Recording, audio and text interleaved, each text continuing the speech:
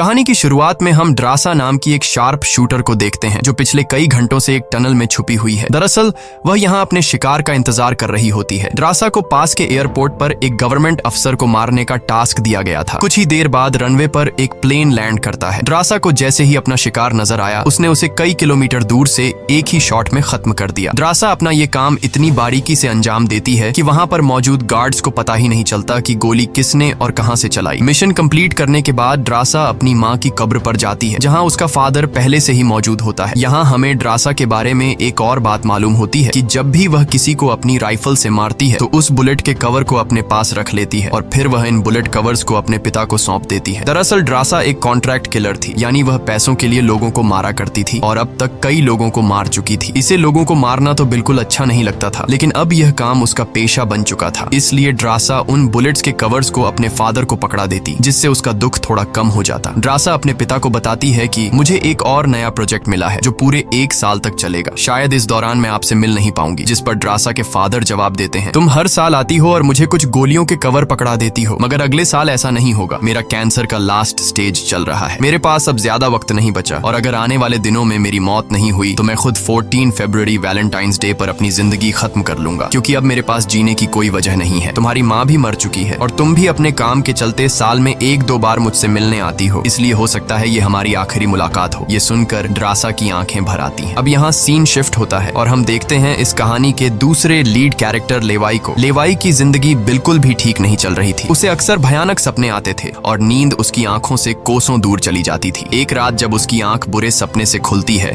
तो लेवाई अपने घर से बाहर निकलकर समुद्र के किनारे पर आता है। यहाँ उसे थोड़ा बेहतर महसूस होता है और वह अपनी डायरी में कुछ लिखने लगता है। तभी लेवाई को अचानक उसके फोन पर एक मैसेज आता है। उस मैसेज में उसे एक एड्रेस दिया गया होता है जहाँ उसे जल्द से जल्द पहुंचने का कहा गया होता है। लेवाई बिना वक्त गंवाए एक मिलिट्री बेस पर पहुंचता है और वहां उसकी मुलाकात होती है एक लेडी ऑफिसर से जिसका नाम बार्तो है। बातचीत के दौरान हमें पता चलता है कि लेवाई कोई आम इंसान नहीं बल्कि एक आर्मी ऑफिसर था, लेकिन अब वह रिटायर हो चुका है। और सिर्फ इतना ही नहीं, वह एक डेडली स्नाइपर भी रह चुका है। वह अब तक 200 से भी ज्यादा लोगों को स्नाइपिंग से मार चुका है। बार्तो लेवाई से कहती है, मैं तुम्हें एक मिशन पर भेजना चाहती हूँ क्योंकि तुम एक बहुत ही अच्छे स्नाइपर हो और ये सिर्फ तुम ही कर सकते हो। लेकिन मिशन पर भेजने से पहले बार्तो लेवाई से एक बहुत ही जरूरी सवाल पूछती है, अगर तुम इस मिशन पर गए तो क्या तुम्हें याद करने वाला पीछे कोई है? ये बात सुनकर लेवाई को कुछ अजीब लगने लगता है, लेकिन फिर वह जवाब देता है, नहीं, मेरा इस दुनिया में अब कोई भी अपना नहीं है। ये सुनकर वो लेडी लेवाई से कहती है, तुम तैयारी कर लो, कुछ घंटे बाद तुम्हें उस मिशन पर भेजा जाएगा और वहाँ तुम्हें 1 साल के लिए रहना है। इसके बाद लेवाई को बेहोश कर दिया जाता है और जब उसकी आंख खुलती है तो वह अपने आप को एक एरोप्लेन में पाता है। लेवाई कुछ समझ नहीं पाता कि आखिर उसे कहाँ ले जाया जा रहा है और उसे किस तरह का मिशन सौंपा गया है। इसलिए लेवाई वहाँ पर मौजूद एक सोल्जर से पूछता है, मुझे कहाँ ले जाया जा रहा है? लेकिन वह सोल्जर लेवाई की इस बात का कोई जवाब नहीं देता, बस इतना कहता है, अपना आईडी और वॉच हमें दे दो, ये सब तुम्हें तब वापस मिलेगा जब तुम्हारा मिशन पूरा हो जाएगा। थोड़ी देर बाद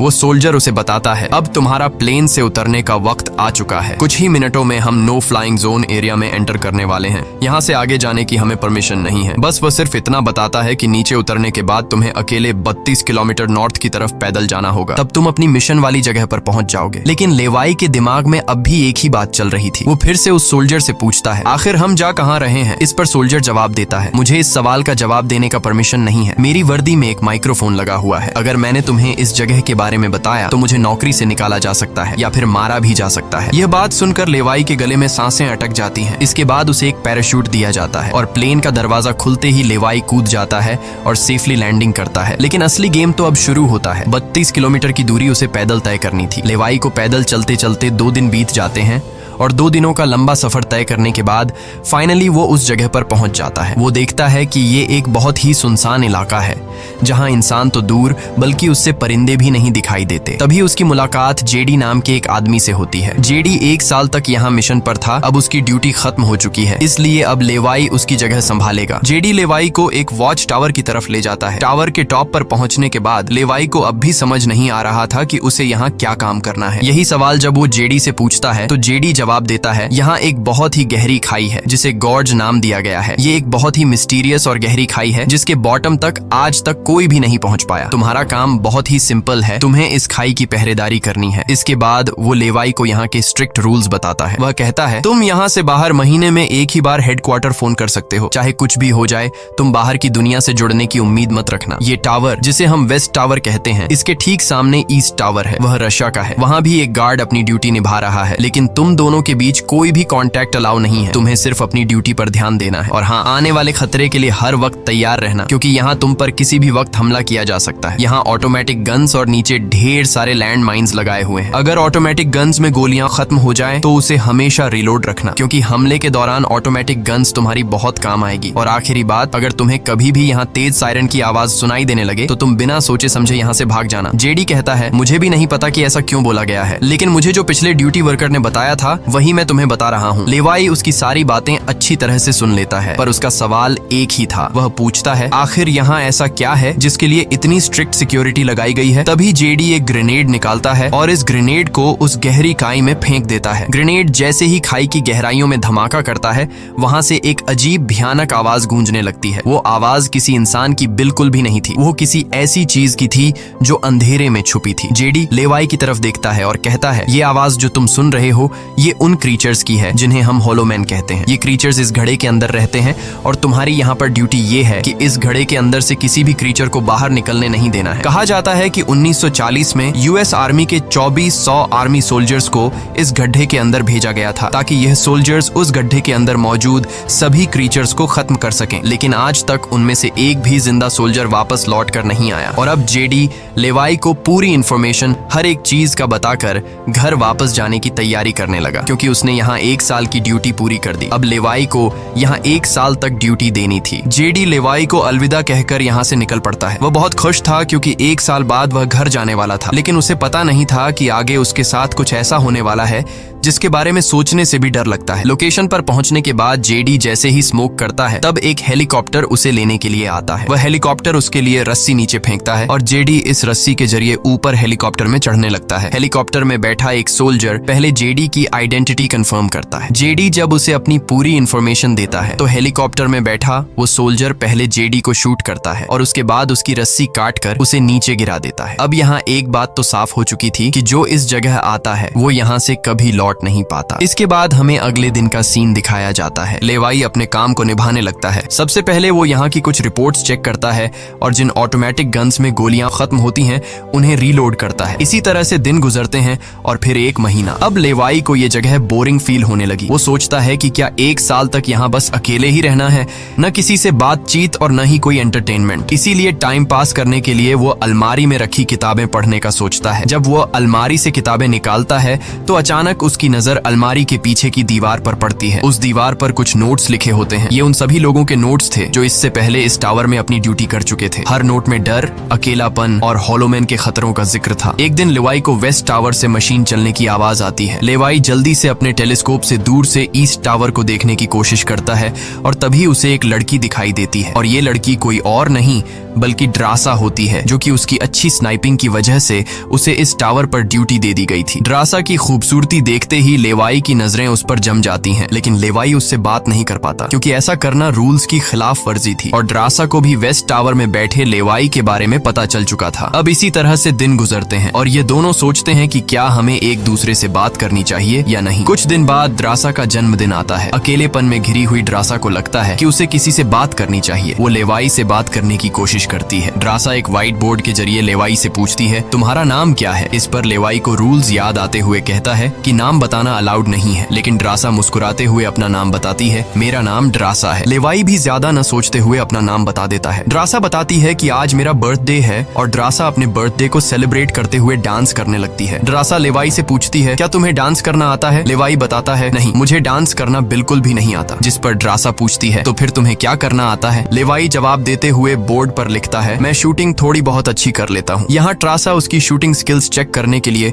अपने टावर पर एक छोटी सी बॉटल उसके सामने रख देती है और लेवाई अपने टारगेट को निशाने पर रखते हुए एक ही गोली में उस बॉटल को फोड़ देता है। अब यहाँ ट्रासा भी पीछे रहने वाली नहीं थी। वह भी अपनी शूटिंग स्किल्स को दिखाते हुए लेवाई के टावर में रखी एक छोटे सी बॉटल को बिल्कुल परफेक्ट शूट कर लेती है, जिससे लेवाई को पता चलता है कि ट्रासा कोई आम लड़की नहीं बल्कि वह एक डेडली स्नाइपर है। धीरे धीरे दोनों की बातचीत बढ़ने लगती है। ट्रासा और लेवाई एक दूसरे को समझने लगते हैं, लेकिन तभी जब ये दोनों बातचीत में मसरूफ होते हैं, ट्रासा की नजर अचानक नीचे गड्ढे की तरफ जाती है। वो देखती है कि नीचे से कुछ भयानक क्रीचर्स यानी होलोमैन तेजी से वेस्ट टावर की तरफ चढ़ रहे हैं। वह जल्दी से लेवाई को अलर्ट करती है, नीचे देखो, तुम्हारी तरफ कुछ क्रीचर्स बढ़ रहे हैं। लेवाई जैसे ही नीचे देखता है, उसकी आंखें चौंक जाती हैं। नीचे सिर्फ एक या दो नहीं बल्कि हजारों क्रीचर्स ऊपर की ओर बढ़ रहे होते हैं। वो बिना वक्त गंवाए अपनी स्नाइपर राइफल उठाता है और एक एक करके क्रीचर्स को शूट करने लगता है, लेकिन क्रीचर्स की तादाद इतनी ज्यादा होती है कि लेवाई उन्हें अकेले संभाल नहीं पाता। इसलिए ट्रासा भी अपनी मशीन गन से गोलियां बरसाने लगती है। अब वेस्ट टावर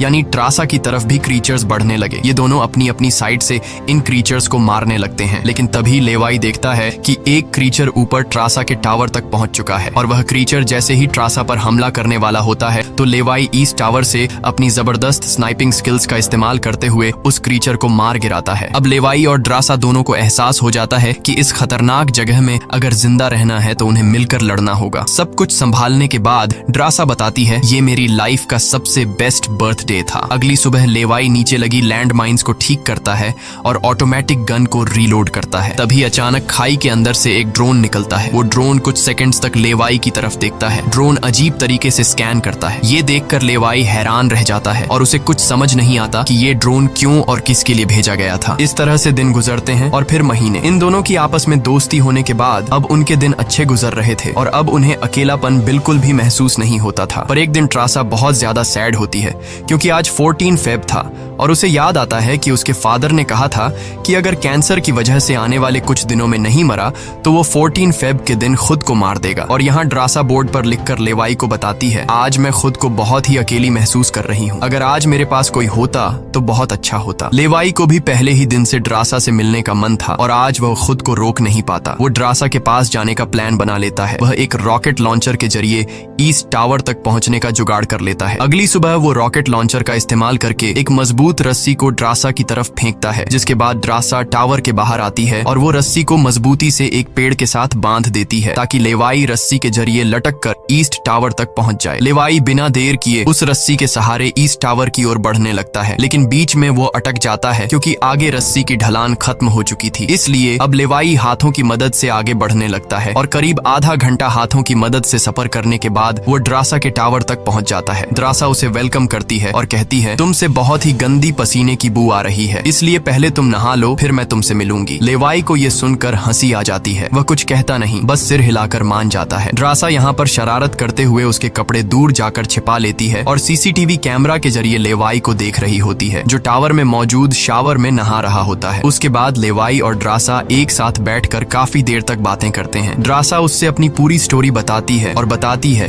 कि अब इस दुनिया में मेरा कोई नहीं रहा, सिर्फ मेरे फादर जिंदा बचे थे, पर कल के दिन उसने भी खुद को मार दिया होगा। यहाँ लेवाई भी ट्रासा को रात में आने वाले भयानक सपने और अपने उन दिनों के किस्से सुनाता है जब वो यूएस आर्मी में था। इस तरह से बातें करते करते रात हो जाती है। ड्रासा यहाँ एक सॉफ्ट म्यूजिक लगा लेती है। ये दोनों म्यूजिक की धुन पर डांस करने लगते हैं। इसी डांस के दौरान वो एक दूसरे के करीब आने लगते हैं और उनके बीच रोमांस होने लगता है। कुछ देर बाद लेवाई ड्रासा की तरफ देखकर एक मुस्कान के साथ कहता है, मैंने तुम्हारे लिए एक शायरी लिखी है, जब हम यहाँ से निकलेंगे तभी मैं तुम्हें वो शायरी दूंगा। अगले दिन लेवाई को वापस अपने वेस्ट टावर लौटना था। वह ड्रासा को अलविदा कहता है और रस्सी के सहारे वेस्ट टावर की तरफ चलना शुरू कर देता है। ड्रासा भी उसे जाते हुए देखती रहती है, लेकिन तभी हम देखते हैं कि कुछ क्रीचर्स ऊपर टावर की तरफ बढ़ रहे हैं, जिनमें से एक क्रीचर वहां लगे लैंड माइन से टकरा जाता है और एक जोरदार धमाका होता है। लैंड माइन के फटने से जो उसके लोहे के पार्ट्स हवा में उड़ जाते हैं, उनमें से एक पार्ट रस्सी से टकरा जाता है, जिससे रस्सी टूट जाती है और वो तेजी से उस खाई में गिर जाता है। है। लेवाई को गिरते देखकर ट्रासा बिना सोचे समझे अपना पैराशूट उठाकर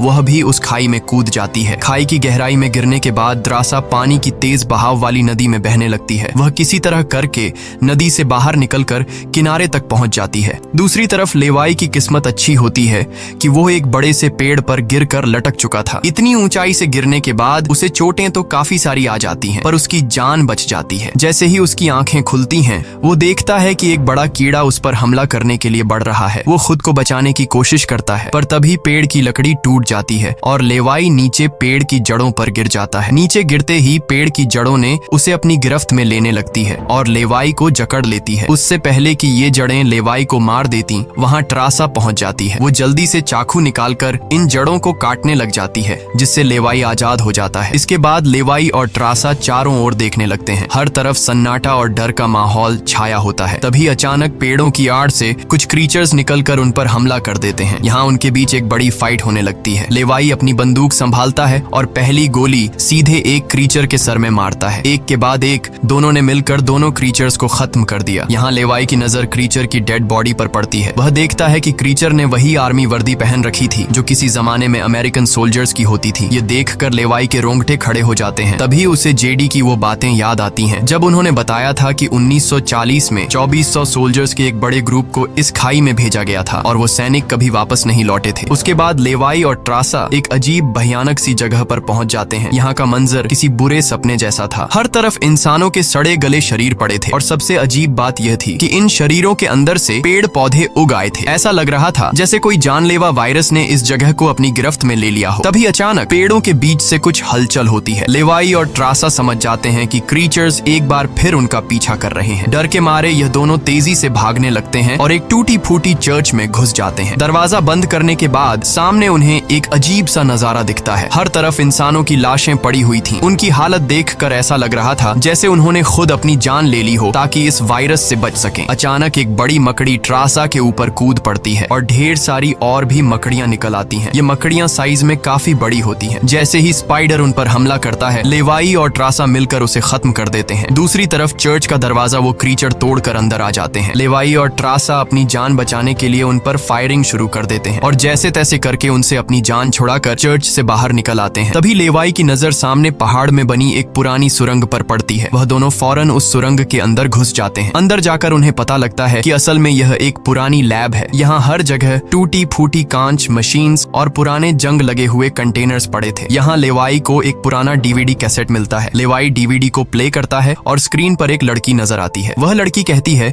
कि हम लोग यहाँ एक सीक्रेट केमिकल मिसाइल प्रोजेक्ट पर काम कर रहे थे। हमारे साथ सैकड़ों साइंटिस्ट थे, पर एक दिन यहाँ भूकंप आया। भूकंप के तेज झटके से मिसाइल की केमिकल लीक हो गई। जहरीला केमिकल हवा में मिलने लगा। कुछ ही घंटों में लोग वायरस से इन्फेक्ट होने लगे। वह लड़की अपना पेट दिखाते हुए बताती है कि मैं भी इन्फेक्टेड हूँ। हालांकि हमने मिलिट्री को सब कुछ बताया। हमने उनसे कहा कि इस पूरे इलाके को बॉम्बिंग करके तबाह कर दिया जाए ताकि इन्फेक्शन और फैल न सके, लेकिन उन्होंने हमारी बात नहीं सुनी। इस वीडियो को देखने के बाद लेवाई को वहाँ एक नए जमाने का कंप्यूटर मिलता है। लेवाई को समझ नहीं आता कि इस जगह में आज के दौर का कंप्यूटर कैसे रखा गया है। लेवाई उसे ऑन करता है और उसमें मौजूद जानकारी को देखकर एकदम सुन रह जाता है। उसे डार्क लेक नाम की एक कंपनी के बारे में पता चलता है जो पैरामिलिट्री बनाने का काम करती है। ये कंपनी यहाँ से इन्फेक्टेड लोगों के सैंपल्स इकट्ठा करके अपने कंट्री के सोल्जर्स को सुपर सोल्जर्स में कन्वर्ट करने के लिए उन पर एक्सपेरिमेंट करती है। यही वजह है कि कोई भी देश इस जगह को मिटाना नहीं चाहता। इसके अलावा लेवाई को यह भी पता चलता है कि यह जो खाई है यहाँ पर एक बहुत ही बड़ा मिसाइल है जिसकी एक्टिवेशन पर जब वो फटेगा तो 4.2 किलोमीटर की लंबाई में सब कुछ मिटा देगा। लेवाई और ट्रासा ये सारा राज समझ जाते हैं। उन्हें पता चल जाता है कि जिस लेडी बार्तो ने उन्हें यहाँ भेजा था वही इस जगह की ओनर है और वो इस जगह का गलत इस्तेमाल कर रही है। और इस जगह को सीक्रेट रखने के लिए लेडी बार्तो हमेशा ऐसे इंसान को